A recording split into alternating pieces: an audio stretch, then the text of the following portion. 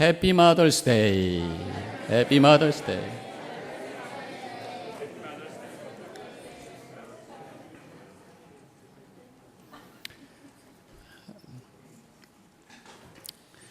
오늘 어머니 주일, 또 어머니 날이고 주일로는 우리가 부모님 주일, 어버이 주일로 지키겠습니다. 한국에서는 어버이 날, 또 어버이 주일 그렇게 하니까 따로 아버지 주일은 안 지키겠어요. 오늘 한꺼번에 같이 지키겠어요. 그래서 오늘 성경적 효도에 대한 말씀을 함께 우리가 나누려고 하는데, 먼저 그 한자를 한번 좀 풀어보죠. 효자 아시죠? 한자. 이 효자를 두 가지로 푸는데 하나는 세 가지로 나눠서 풉니다. 흑토에다가, 그 다음에 빛을 별, 그 다음에 아들 자, 이렇게 나눠보는데, 이 흑토의 의미는 잘한다, 흑에서 이게 잘한다라는 의미가 있고, 삐쳐 있다고 하는 거지만 그게 사실은 작대기예요. 지팡이, 어떤 면에서 보면 지도력이라고 볼 수가 있습니다. 그래서 이걸 풀어서 보면은 자식이 잘 자라서 그 다음에 위대한 지도자가 됐다는 거죠. 효라고 하는 것은 잘 자라서 그런 위대한 삶을 살아가는 이 모습 자체가 효다라는 그 의미가 이 한자 속에 있고, 또 이걸 두 개로 나눠서 한번 풀어봅니다. 늙을 노자에 아들 자자. 그래서 젊은 사람이 어르신을 이렇게 떠받치고 있는 그 이미지, 여기에 이것이 이제 효자 속에 있는 거예요. 그래서 젊은 사람 자식이 부모를 잘 올려드리고 섬기는 그 모습이 이 효도다라고 하는 것입니다. 이 효도라고 하는 것은 우리 동양 쪽에 있는 사상이고, 또 우리 한국 사람들에게 있는 아주 큰 미덕 중에 하나입니다. 우리 한국 사람들의 그 효 사상은 그 어느 나라, 특별히 동양 안에서조차도 굉장히 중요하게 생각하고 있는 덕목이. 몇 년 전 어떤 설문기관에서 조사를 했는데, 질문을, 만약에 부모님이 거동을 하시지 못할 때 어떻게 할 거냐, 그래서 넘버 1, 넘버 2에 쭉 질문이, 그 대답이 있는데 그 중에 하나가 양로원에 모시겠다라는 그 대답을 하나 이제 체크할 수 있도록 하는 거죠. 그래서 한국 사람뿐만 아니라 국민학교 5학년들을 대상으로 해서 했는데, 외국 사람들까지 다 똑같은 질문을 해본 거예요. 근데 그 결과가 일본 사람들이 24%가 양로원 보낸다고 애들이 그랬고, 그 다음에 영국 사람들이 25%, 미국이 19%, 중국이 9%, 한국은 0.4%래. 물론 이제 양로원이라고 하는 개념과 또 시설에 대한 차이는 있기 때문에 좀 다를 수도 있어요. 미국에서 사실은 이 널싱홈이라고 하는 시설이 뭐 굉장히 좋잖아요. 한국하고 좀 다르니까. 그럼에도 불구하고 이 수치 그 자체에서 나온 것은 이 한국 사람, 이 어린애들부터 부모를 공경하는 효도에 대한 그 마음이 얼마나 강한가라고 하는 것을 우리는 생각을 해볼 수가 있습니다. 전통적으로 우리 한국 사람들 효라고 하면은 한 네 가지로 정리를 해볼 수 있어요. 첫 번째로는 이 부모님들이 장수하게 오래오래 살도록 해드리는 것이 바로 자식의 도리고 효도다. 그래서 부모님들이 돌아가시면 그 다음부터 자식은 죄인인 거예요. 그래서 상복을 입는데, 배로 만든 상복이라고 하는 것은 죄인이라는 의미라는 거죠. 상복을 입고 위에다가 또 그 배로 만든 모자 쓰고 새끼줄을 묶고 그다음에 막대기 들고 아이고 나는 죄인입니다. 그러면서 이제 우는 거죠. 옛날에 또 부모님들 그 무덤에 3년 동안이나 운막을 짓고 3년상을 치르기도 했던 적이 있다고 하는 것이죠. 또 우리 한국적인 효도의 의미는 편안하게 부모님을 모셔야 된다. 어떻든 육신적으로도 편안하고 마음으로도 편안하고 잘 잡수시고 잘 쉬실 수 있도록, 그래서 우리 젊은 사람들이 또 우리 자녀들이 부모님들의 마음에 근심과 걱정을 주지 않도록 편안하게 해드려야 돼요. 그러니까 순종 잘하고 또 행복하게, 내 자신이 행복하게 사는 것이 또 부모님의 마음을 편안하게 해드리는 거다라는 그러한 개념이 우리 효도 속에 있어요. 또 한 가지는 가문의 대를 잘 이어드리는 거예요. 그래서 시간이 되면은 결혼을 해서 자식을 잘 낳아드리는 것이 우리 부모님들한테 효도하는데, 특별히 옛날에는 뭘 또 낳아야 돼? 이 아들을 낳아드려야 되는 거예요. 아들이 뭔지. 그래서 아들이라고 하는 것은 농경사회 속에서 머슬이 있으니까 일도 잘하니까 항상 필요한 존재였고, 더 나아가서 유교적인 전통 속에서 제사를 드릴 수 있는 게 아들이기 때문에 대를 이어가는 것은 아들이고, 또 성을 이어가는 것도 아들이. 근데 요새 한국도 바뀌어가지고 그 호주제가 폐지가 됐잖아요. 2005년에. 그래가지고 꼭 아버지의 그 성을 따라갈 필요는 없다는 거예요. 그러니까 호적을 뭐 그런 세상이 되어서 이제는 뭐 꼭 아들 하는 세상이 아니라 오히려 아들만 많은 집을 참 불쌍히 여기는 그런 세상으로 변하고 있어요. 그래가지고 요새 그런 얘기 있잖아요. 왜 딸 둘 낳고 그 다음에 양념으로 아들 딱 낳으면 그거는 제일 잘한 거래. 그래서 금메달이라고 그러고, 딸만 둘 낳으면은 그래도 은메달, 그리고 딸 하나 아들 하나 동메달 그러는데, 아들 둘 낳은 집은 뭐라 그래? 목메달. 그러네.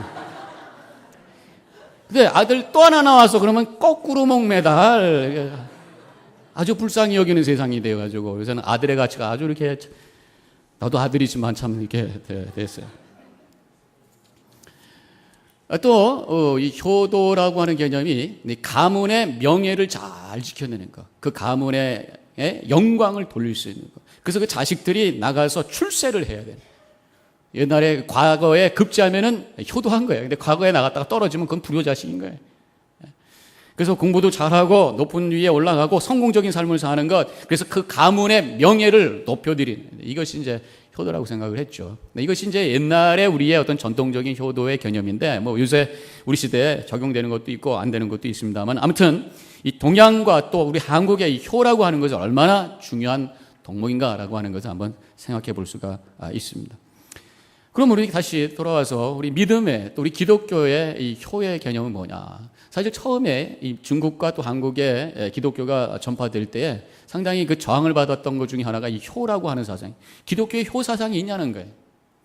오히려 유교적인 전통 속에 있었기 때문에 부모님들, 이 조상이 가장 귀하신 분들이고 그분들께 제사 드리고 그분들이 복 주시는 분이라고 생각했는데, 이 기독교가 들어와가지고 조상들보다 부모님보다 더 중요한 분이 계시다, 하나님 계시다, 그렇게 얘기하니까 거기서 갈등이 생긴 거예요. 그래가지고 저항을 받기 시작을 하는데, 한 200년 전에 중국에서 선교사님들이 선교할 때 이 효 때문에 이렇게 어떤 컨플릭이 생기니까 전도지를 만들었는데, 전도지에 이렇게 썼다고 그럽니다. 기독교는 효의 종교입니다. 그 어느 종교보다도 가장 높은 효도의 종교입니다. 그러고 나서 이제 성경에, 구약에 있는 율법의 몇 가지 구절을 인용을 합니다. 출애굽기 21장 15절에 보면, 자기 아비나 어미를 치는 자는 반드시 죽일지니라. 굉장히 무서워요. 또 출애굽기 21장 17절에는 그 아비나 어미를 저주하는 자는 반드시 죽일지니라. 부모를 때리거나 부모를 저주하면 그것은 살 가치가 없다, 이 정도란 말이에요. 또 신명기 21장 18절부터 21절에 완악하고 패역한 아들이 있어 그 아비의 말이나 그 어머니의 말을 순종치 아니하고 부모가 징책하여도 듣지 않거든, 중간에 좀 생략을 한 다음에 그 성읍의 모든 사람들이 그를 돌로 쳐 죽일지니라. 불효막심한 사람은 그건 죽여도 된다, 뭐 이 정도의 율법을 성경에 가지고 있다는 거예요. 효에 대한 엄청난 강력한 메시지가 그 속에 있다고 하는 것을 이제 보여준 거죠. 그러면서 그 전도지에 이 아브라함의 얘기를 인용을 했습니다. 아브라함이 그 아들 이삭을 바치게 되잖아요. 하나님이 그 100세에 준 귀한 아들인데 시간이 지나서 좀 다 성장을 했는데 그 아들을 바치라고 그래. 근데 성경학자들에 의하면은 그 아들이 아마 27살쯤 됐을 것이다. 그렇다면 아브라함이 그 모리아 산에 그 아들 데리고 가가지고 제단 위에 올려놓고 죽이려고 할 때 얼마든지, 아버님 지금 뭐 하시는 겁니까? 망령 들었어요. 그럼 딱 하고 아버지 그냥 한 대 치고 가면 되는 거예요.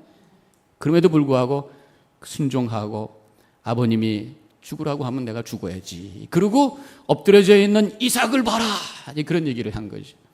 그런데 또 한 가지 얘기를 들었습니다. 예수님 뭐야, 예수님께서 십자가 달리시기 전에 그 죽음 앞에서 얼마나 그가 인간적으로 갈등했냐는 거죠.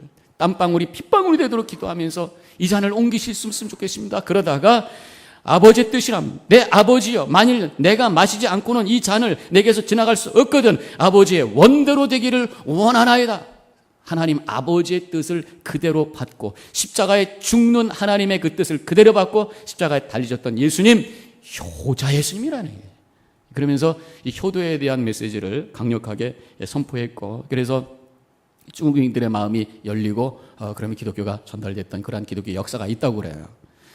오늘 여러분들과 함께 말씀을 나누기 원하는 것은 이 잠언서에 나타나는 성경적인 효도는 어떤 것인가 라는 얘기를 잠깐 말씀을 나누기 원합니다. 주보에 있는 것하고 제가 순서만 조금 바꿨어요. 넘버 1이 넘버 2부터 시작이 되고 넘버 1에 있던 것이 3로 간다고 생각하시면 돼요. 넘버 1은 제 첫째로는 의롭게 사는 것이 부모께 효도하는 거다.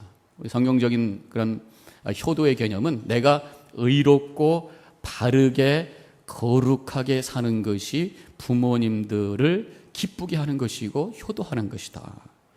24절에 의인의 아버지는 이렇게 나가죠. 그 아버지, 의인의 아들을 준 아버지. 그러니까 그 아들이 의롭게 살라는 메시지가 그 속에 있고요.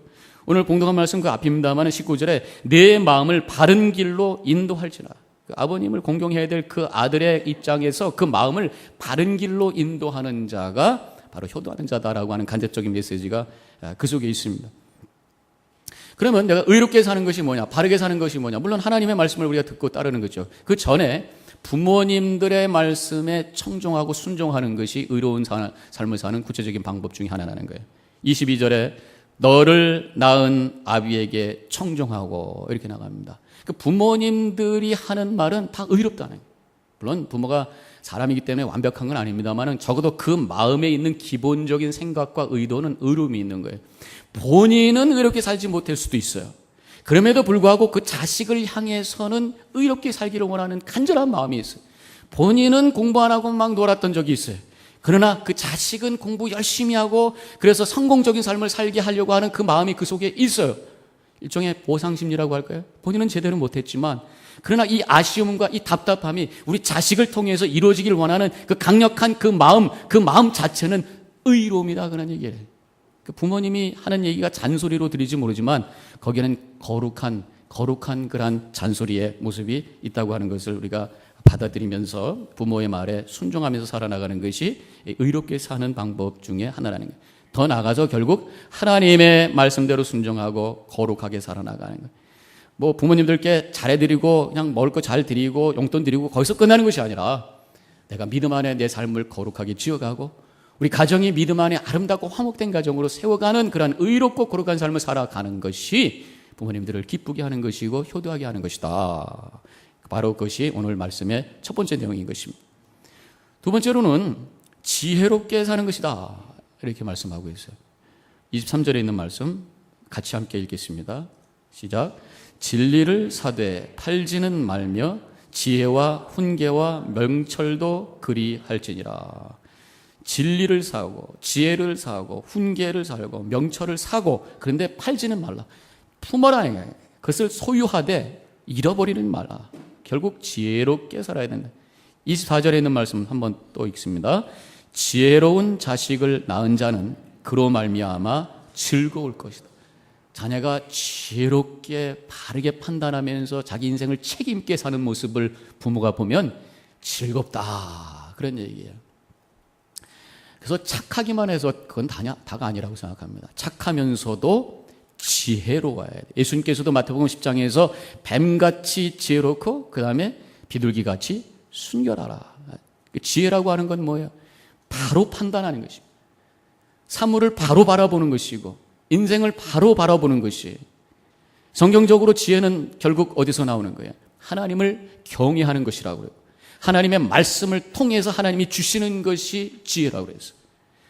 결국 나의 삶의 중심에 하나님을 둘 때에 하나님을 나의 삶의 중심에 둘 때 거기서 지혜가 나오게 돼 있어요.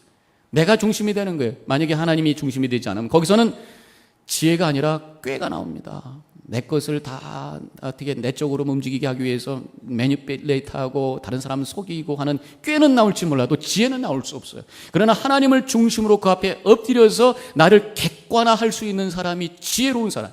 객관화라는 게 뭡니까? 내가 나에서 빠져나와서 나를 볼 수 있어야 돼. 내 속에만 머물러 있기 때문에 모든 게 내 중심이고 주관적이고 그러다 보면 착각 속에 살게 되고 바른 판단할 수가 없어요.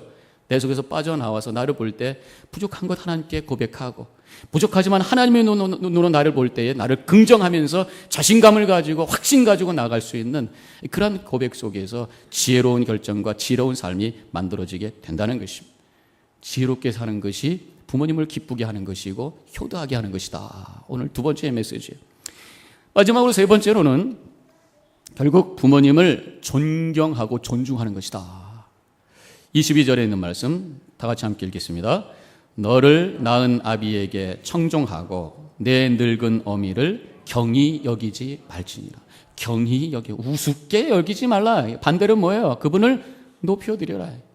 그분의 가치를 세워드려라.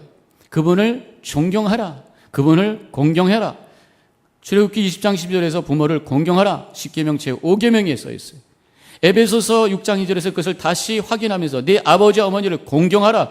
이것은 약속이 있는 첫 계명이라. 그렇게 말씀하고 있습니다. 부모님을 존경하고 올려드리고 그 가치를 인정하고 귀하게 여길 수 있는 그 마음의 자세를 갖고 사는 것이 바로 효도의 모습이라고 하는 것입니다. 부모님이 어떻게 사셨던 간에, 그분의 직업이 무엇이었던 간에, 그분이 얼마만큼 배웠던 간에, 그분이 얼마만큼 갖고 있고 없고 간에 그분의 삶이 위대했다라고 하는 것을 인정하면서 그분을 귀하게 여겨드릴 수 있는 그 마음이 바로 효도다. 이렇게 말씀하고 있습니다.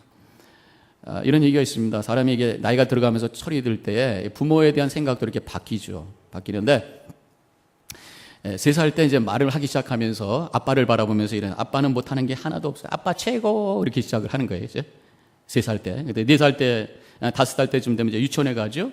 그랬더니 아빠가 뭐 가르쳐주고 뭐 1 더하기 1은 일한다. 아이고 아빠가 참 아는 것도 많아. 그렇게 하는 거예요. 그러다 이제 초등학교 들어갑니다. 그때부터 이제 비교를 해봐요. 선생님이 있고 우리 아빠가 있는데 누가 더 높을까? 그러면서 고민하기 시작을 합니다. 이제 중학교로 갑니다. 중학교 가서 이렇게 보니까 아유 아빠도 이제 모르는 게 있네. 그러면서 이제 조금 실망하기 시작하죠. 고등학교 갑니다. 고등학교 가면은 아빠를 바라보면서 아빠는 이제 구닥다리네. 그러면서 이제 자꾸 지켜놓기 시작하는 거예요. 20살이 넘었습니다. 그래서 젊은이가 돼서 청년이 됐어요. 아버지 이해는 하지만 기성세대는 같습니다. 그러면서 이제 자기가 뭐 지금 된 것처럼 어깨를 피기 시작을 합니다. 30살이 돼서 결혼을 하고 나면은 아버지 의견도 일리는 있네. 그런 조금 바뀌기 시작하네. 철들기 시작하는 거죠. 40세가 됐습니다. 애도 낳아봤습니다. 그러니까 이제 오늘 아내한테 여보 이제 우리 아버님의 의견을 한번 물어봅시다. 그러면서 아버님을 향해서 이렇게 겸손하게 나가기 시작하죠. 50살이 됩니다. 역시 우리 아버지는 훌륭했어. 그러다가 이제 돌아가셨어요. 60이 다 돼서 나도 환갑이 됐어요. 나는 아버지만도 못하네. 이러면서 이 아버지를 이렇게 올려드릴 수 있는 마음, 그게 바로 철드는 거예요. 이런 마음을 가지고 있을 때 그것이 부모님을 공경하는 것이고 존중하는 것이고 바로 그 마음이 효도의 마음이다라고 하는 것입니다.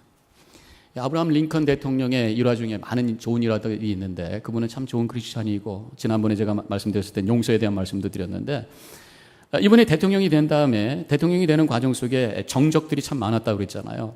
대통령이 돼서 국회에서 이제 연설도 하시고 다 끝났는데 어떤 국회의원 한 분이 와가지고 링컨 대통령을 티징을 하는 거야. 아, 당신같이 무식한 이 링컨 대통령이 그 공부를 많이 하신 분은 아니거든요. 학벌이 좋은 분은 아니잖아요. 근데 그분을 향해서 당신같이 무식한 사람이 대통령이 됐다고 하는 게 참 우리한테는 불행입니다. 뭐 이러는 거예요. 그러더니 또 한마디 합니다. 당신 아버지가 구두수선을 했던 사람이라고 내가 아는데 그런 사람의 아들, 이 천한 사람의 아들을 우리의 대통령으로 모시게 됐으니 참 걱정이 많습니다. 그때 그러면서 자기 구두를 보이면서 이 구두가요 당신 아버지가 고쳐준 거예요. 이러면서 막 놀려대는 거예요. 그때 대통령은 웃으면서 대단히 감사합니다. 오랫동안 잊고 있었던 우리 아버님을 다시 기억하게 해주셔서 감사합니다. 우리 아버님이 구두수선 성공했지만 그분은 열심히 사셨습니다. 그분의 기술은 누구보다도 멋지지 않습니다. 저는 우리 아버지를 자랑스럽게 생각합니다. 저도요 아버님께서 구두수선한 거 눈으로 본 게 있어가지고 구두 고장나면 가져오세요. 내가 고쳐줄 테니까. 그러면서 웃어서 그것을 넘기면서 아버지를 자신 있게 아버지를 귀하게 고백했다고 하는 그런 일화가 있어요.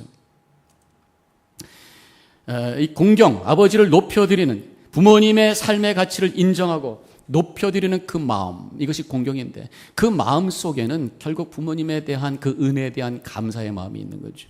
감사, 그분의 희생, 우리 어머님, 아버님이 나를 위해서 희생했고 또 정말 애쓰셨던 그 삶의 그 사랑과 그 은혜에 대한 그 감사의 마음이 있을 때 거기서 공경이 나오게 되고 거기서 효도의 모습이 드러나게 되어 있는 거란 말이죠. 그래서 이 효도의 가장 밑바닥에 있는 것이 감사하고 또 우리 신앙생활도 마찬가지. 하나님을 향한 우리 신앙생활의 가장 밑바닥에 있는 것이 감사. 부모님에게 감사하고 그 부모님을 나에게 주신 하나님의 은혜를 감사하는 삶을 살아나갈 때 거기서 효도의 모습이 드러나게 되어 있다고 하는 것입니다. 인도에 있었던 인도의 옛날 이야기인데 어떤 한 성인이 제자들과 함께 길거리를 지나가는데 그 길 옆에 뼈 무덤이 이렇게 뼈가 쌓여 있는 그런 걸 보게 됩니다. 전쟁이 얼마 전에 지나서 전쟁터에 죽었던 많은 백성들의 뼈가 이렇게 있는 것을 보고 이 성인이 제자들과 가다가 갑자기 넙적 엎드려가지고 큰 절을 합니다. 그 제자들이 아니 선생님이시여, 이렇게 선생님이 존경받는 이 선생님이 뼈 조각 앞에서 이렇게 절을 하시고 그러십니까? 그러니까 이분이 이 뼈는 우리들의 조상이고 우리들의 부모님이다. 우리 그분들을 귀하게 여기면서 감사해야 되지 않겠느냐. 그러더니 너희들 이 뼈 속에서 어머니의 뼈를 찾아낼 수 있느냐. 아유 어떻게 찾아냅니까? 그러더니 하나를 딱 들면서 어머니들의 뼈는 다, 아버지의 뼈는 허옇지만 어머니의 뼈는 더 검었고, 아버지의 뼈는 딱딱하고 무겁지만 어머니의 뼈는 더 가볍다. 어머니들이 우리를 키우기 위해서 그 여자로서의 얼마나 많은 희생을 당하셨고, 우리를 키우기 위해서, 우리를 낳기 위해서 많은 피를 끓이셨고, 우리를 키우기 위해서 그 젖을 다 우리에게 물려주셨고, 그 모든 삶을 우리를 위해서 쓰셨기 때문에 그분의 뼈는 검었고 그분의 뼈는 가볍단다. 그 얘기를 하니까 제자들이 떠나신 어머니를 생각하면서 그 자리에 엎드려서 통곡하면서 울면서 부모님들의 어머니의 그 은혜를 생각하면서 감사했다라는 그러한 이야기가 있어요. 의학적으로 뭐 뼈가 검어지는 제가 잘 모르겠어요. 근데 가벼운 건 맞을 것 같아요. 골다공 친구들 많이 계시잖아요. 그렇죠? 여자분들 일찍부터 그렇게 되시잖아요. 자, 아버지 얘기도 한번 할까요? 어머니 얘기만 하면 또 아버지도 섭섭하시니까 아버지 얘기 또 하나 해드릴게요. 평생을 일그러진 얼굴로 숨어 살다시피 한 아버지 얘기가 있습니다. 그에게는 아들과 딸들이 있었는데 심한 화상을 입어서 자식들을 돌볼 수가 없었어요. 또 아내는 벌써 떠났고 고아원에 맡겨놓고 시골의 외딴 집에서 홀로 사셨습니다. 한편 아버지가 자신을 버렸다고 생각하는 이 자식들은 아버지를 원망하면서 자라났습니다. 어느 날 갑자기 아버지라고 하면서 나타나신 그 남자가 얼굴이 화상이 있는, 흉하게 일그러져 있는 그런 모습이었어요. 손가락은 붙어 있는지 없는지 잘 모를 정도로 그러한 모습이었습니다. 그래서 이 자녀들은 깜짝 놀라서 저 사람이 나를 낳아준 아버지란 말이야. 아예 우리가 고아라고 하는 편이 더 좋을 뻔했어. 그러면서 아버지에 대해서 실망을 하죠. 시간이 흘러 자식들은 성장하며 결혼을 하고 가정을 이루었지만 아버지는 여전히 사람들 앞에 모습을 나타내지 않고 그저 혼자 외딴 집에서 살고 계셨습니다. 시간이 한참 지난 뒤에 자식들은 아버지가 돌아가셨다는 소식을 접하게 됐죠. 그동안 왕래가 없었지만 그래도 아버지신데 돌아가셨다고 하는데 가서 시신은 수습하고 장례는 치러드려야지 하는 마음으로 딸과 아들이 가게 되죠. 별로 슬픔은 없었습니다. 그래도 아들로서 딸로서 해야 되는 일은 해야 된다고 생각하고 이제 장례를 치르고 있는데 동네에 계신 노인 한 분이 오셔서 문상을 오셔가지고 아버님이 평상시에 화장은 하지 말라고 그랬어요. 화장을 하지 말라고 해서 뒷산에 묻히기를 원한다고 그렇게 말씀을 하셨다고 하는 것을 알려줬습니다. 근데 이 아들과 딸이 아버님에 대한 그런 어떤 애정도 없고 아버님에 대해서 그런 마음이 없으니까 괜히 뒷동산에 묻어놓으면 때마다 와야 되고 또 안 오면 또 길티 필링 셀 것 같으니까 아주 화장을 해서 그냥 다 뿌려버리자. 그리고 화장을 해버렸어요. 그리고 이제 아버님이 남겨놓은 유품들을 하나씩 태웁니다. 옷 태우고 이불 태우고 태우는데 책 태우고 하다가 보니까 일기책이 나온 거예요. 일기책을 이거 버릴까 그러다가 그때 뭔가 한번 읽어보자 열어서 읽어봅니다. 거기에 마지막에 쓴 편지가 하나 있었던 것을 읽게 되죠. 거기 이렇게 쓰여져 있다고 그래요. 여보, 내가 당신을 여보라고 부를 자격이 있는 놈인지조차 모르겠습니다. 그날 당신을 업고 나오지 못한 날 용서하구려. 부르짖는 어린 아이들의 울음소리를 뒤로 하고 당신만을 업고 나올 수가 없었다오. 이제 당신 곁으로 가려고 하니 너무 날 나무래지 말아주. 덕분에 아이들이 잘 자라고 있다오. 비록 아버지로서 해준 것은 없지만 말이오. 보고 싶은 내 아들, 딸에게 평생 너희들에게 아버지 역할도 제대로 못하고 이렇게 집만 되는 삶을 살아가는구나. 염치불구하고 한 가지 부탁을 하려 한다. 내가 죽거들랑 절대로 화장은 하지 말아다오. 난 불이 싫단다. 평생 밤마다 불에 타는 악몽에 시달리며 30년 넘게 살아왔단다. 그러니 제발. 그런데 이미 화장을 해버리고 만 것이요.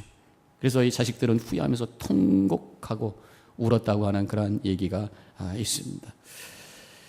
부모님의 사랑과 그 은혜를 뒤늦게 깨닫지 말고 살아계실 때에 부모님 그 감사하고 부모님 공경하고 의롭고 지혜롭고 거룩하게 살아서 효도하는 삶을 우리가 살아야 마땅할 줄로 믿습니다. 이미 떠나신 부모님들 계시죠? 그분들 생각하면서 또 우리에게 남겨진 인생을 열심히 최선을 다해서 살아나가는 것이 또 돌아가신 부모님들을 향한 효도의 모습이 아니겠냐는 것입니다. 그림이 하나 있습니다. 여기 그림에는 어머니와 그 아들의 그림이에요. 어머니가 아기를 하나 낳았어요. 애기가 자랍니다. 업어줍니다. 이름이 점점 더 크지요. 그 다음에 티네이저가 돼가지고 이제 점점 커가죠. 그래도 그 어머니는 그 아들을 떠받쳐주기 위해서 있는 힘을 다해서 허리가 구부러집니다. 이제 아들이 성인이 돼서 넥타이도 매고 이제 잘난 척합니다. 뭐가 된 것처럼 머리도 이렇게 이쁘게 꾸기고 이제 막 그래도 그 옆에서 그 어머니는 그 아들을 지탱해주기 위해서 안간힘을 쓰는, 마지막에 이제 정신 좀 차리고 어머니 좀 돌볼까 했는데 옆에서 기진해서 돌아가신 거예요. 이렇게 되기 전에 우리가 부모님을 생각하면서 나를 낳고 키우시고 세워주신 부모님의 은혜를 감사하면서 그분을 귀하게 여기고 공경하고 나에게 주어진 삶을 의롭고 지혜롭게 살아서 하나님께 영광 돌리고 우리 부모님들에게 효도할 수 있는 복되고 아름다운 삶을 살아가는 우리 모든 성도님과 제가 되기를 주님의 이름으로 간절히 축원합니다. 이 시간에 잠깐 묵상하십시다. 부모님들을 생각하면서.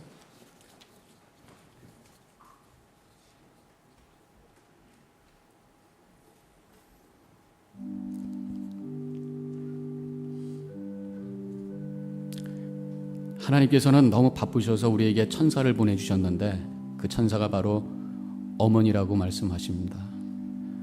어머니라는 그 단어만 들어도 우리는 가슴이 뭉클하잖아요. 오늘 시간에 그 어머니 또 아버지 주심을 감사하시고, 아직 우리 어머니 우리 아버님 살아계시다면 내가 참 주님의 뜻 가운데 부모님들을 기쁘시게 할 수 있는 바른 삶을 살아야 되겠다 결단하시고, 천국에 가신 우리 부모님들 생각하면서 나에게 남겨진 삶을 어떻게 하면 더 아름답게 살아갈 수 있을까 한번 생각해 보시고 또 결단해 보시기 바랍니다.